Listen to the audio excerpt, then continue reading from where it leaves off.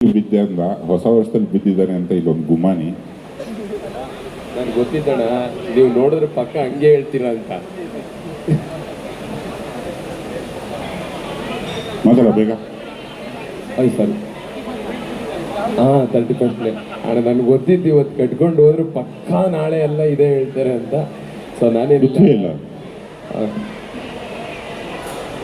S, ನಾನು ಅಣ್ಣ ನಾನು ಈ ಸಾಂಗು ನನಗೆ ಬರೆದು ಕೊಟ್ಟು ಓದು ಅಂತ ಕೊಟ್ಟಿದ್ರು. ಒಂದು 2 ಅವರ್ ಟ್ರೈ ಮಾಡಿದ್ರು ಆಗ್ತಾ ಇರಲಿಲ್ಲ. ಹಂಗೆ ಅಷ್ಟು ಸಗದ ಬರೆದಿದ್ರು ಭಟ್ರು. ಅವತ್ತು ಕೇಳಿದವನೇ ಅಂದ್ಕೊಂಡಿದ್ದೆ.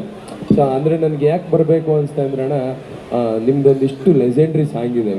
ಅಟ್ಲೀಸ್ಟ್ ಈ ಸಾಂಗಲ್ಲಿ ನಾವು ಒಂದು ಹೆಂಗೋ ಒಂದು ಬಂದು ಕಾಣಿಸ್ಕೊಂಡ್ರೆ ಅನ್ನೋದೊಂದು ಸ್ವಾರ್ಥ ಇದೆ. ಅಷ್ಟು ಚೆನ್ನಾಗಿದೆ, ಸಕ್ಕತ್ 100% ಇದು ಹಿಟ್ ಆಗೋ ಸಾಂಗೆ. ಸೊ ನಾನು ಮೊನ್ನೆ ಕೇಳಿದಾಗಲೇ ಹೇಳಿದೆ, ಅಣ್ಣ ಏನು ಚೆನ್ನಾಗಿ ಬರ್ತಿದ್ದೀರ ಅಣ್ಣ, ಕೇಳ್ತಾ ಇದ್ರೇ ಅಮಲ್ ಹತ್ತುತ್ತೆ. ಇನ್ನು ಅಮಲಲ್ಲೇ ಕೇಳ್ಬಿಟ್ರೆ ಇನ್ನು ಹೆಂಗಾಗುತ್ತೆ ಅನಿಸಿತ್ತು. ಹಂಗಾಗಿ ಹಿಂಗಾಯ್ತಾ. ಸೊ ತುಂಬ ಚೆನ್ನಾಗಿತ್ತು ಅಣ್ಣ. ಥ್ಯಾಂಕ್ ಯು ಅಣ್ಣ, ತುಂಬ ಚೆನ್ನಾಗಿ ಹೇಳಿದ್ದೀರಾ. ತುಂಬ ಚೆನ್ನಾಗಿದೆ.